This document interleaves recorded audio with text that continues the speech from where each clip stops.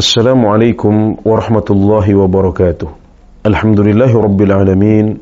Wassalatu wassalamu ala ashrafil anbiya'i wal mursalin Sayyidina Muhammadin wa ala alihi wa ashabihi ajma'in, amma ba'd.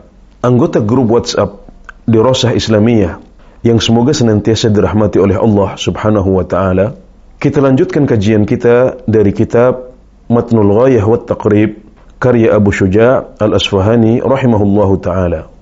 Abu Syuja' al-Asfahani rahimahullahu ta'ala mengatakan, wa ghuslu jami'il abwali wal arwathi wajib, dan mencuci semua kencing dan tinja adalah wajib. Illa bawla as-sabiyyi alladhi lam ya'kul at-ta'am fa innahu yadhhuru bi rashil ma'i 'alayhi.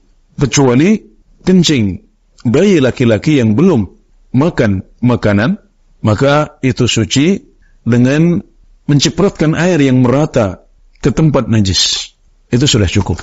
Di sini beliau ingin menjelaskan bahwasanya semua kencing dan semua tinja itu wajib untuk dibersihkan, ya, wajib disucikan, dihilangkan, baik dari badan kita, dari pakaian kita, maupun dari tempat yang akan kita pakai untuk ibadah. Harus dibersihkan. Kenapa? Karena dia najis.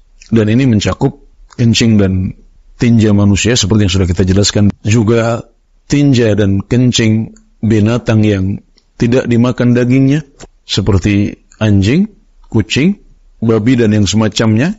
Adapun binatang yang dimakan dagingnya seperti kuda atau sapi atau kambing atau unta, maka dalam mazhab Syafi'i itu juga najis. Tapi menurut sebagian ulama yang lain itu tidak najis. Tapi intinya di sini beliau mengatakan, dan mencuci seluruh kencing dan tinja adalah wajib. Karena dia najis maka wajib untuk disucikan. Illa baulas sobi, kecuali kencing bayi laki-laki yang belum makan makanan, jadi baru minum susu saja, belum ada makanan pendamping ASI. Ya, biasanya di bulan-bulan pertama setelah kelahirannya, maka najisnya adalah najis kecil, najis yang ringan. Maka tidak harus dicuci, tapi cukup untuk diciprati dengan air yang merata ke seluruh tempat najis.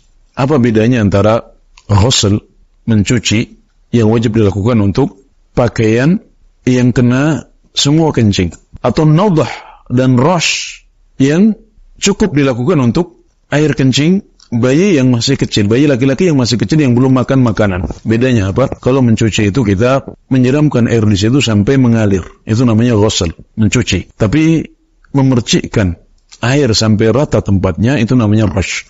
Rash adalah menyiramkan atau memercikkan air sampai rata mengenai seluruh tempat yang kena najis.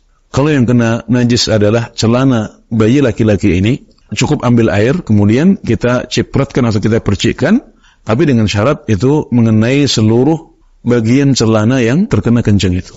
Jadi kita tidak harus melepasnya untuk kemudian kita cuci, tapi cukup kita ciprati dengan air. Jika air ini merata ke seluruh titik, ke seluruh bagian pakaian yang terkena najis tersebut, maka itu sudah cukup. Ini bedanya antara mencuci dengan rash atau nadah, yang bisa diterjemahkan dengan memercikkan atau mencipratkan air, ya. Tapi disyaratkan harus mengenai seluruh titik atau bagian pakaian yang terkena najis tersebut. Dalilnya apa? Ya, tentunya kita berbicara seperti itu harus ada dalilnya. Dalilnya adalah sebuah hadis riwayat Abu Dawud dengan sanad yang sahih, bahwasanya Rasulullah SAW bersabda, yundahu baulul ghulam wa yughsalu baulul jariyah. Kencing dari bayi laki-laki itu cukup untuk diperciki saja. Sedangkan kencing dari bayi wanita itu harus dicuci. Di sini Nabi Muhammad SAW membedakan antara air kencing bayi laki-laki dengan air kencing bayi perempuan. Tentunya yang belum makan makanan. Juga ditegaskan oleh hadis riwayat Al-Bukhari dan Muslim dari Ummu Qais bintu Mihsan, bahwasanya beliau datang kepada Rasulullah SAW dengan putra beliau yang masih menyusu, yang masih kecil. Bayi ini disebutkan lam ya'kulit ta'am, bayi ini belum makan makanan. Tentunya minum ASI, iya, tapi dia belum makan makanan, belum ada makanan pendamping nasi. Beliau membawa putra beliau ini kepada Rasulullah SAW, maka Nabi Muhammad SAW mendudukkan putra ini di kamar beliau, dan ternyata bayi ini kencing, dan kencingnya mengenai pakaian Rasulullah SAW.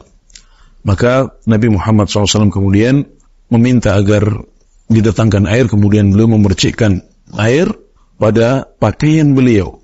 Disebutkan walam yaghsilhu, dan beliau tidak mencuci pakaian beliau, tapi cukup mengambil air kemudian beliau timpakan atau beliau percikkan ke bagian yang terkena najis dari pakaian beliau ini. Makanya adalah praktek langsung dari Rasulullah SAW untuk permasalahan ini. Insyaallah, walhamdulillah. Demikian Allah Ta'ala a'lam. Insyaallah kita akan teruskan pembahasannya pada sesi yang selanjutnya. Wassallallahu ala nabiyyina Muhammad wa ala alihi wa sahbihi wa sallam.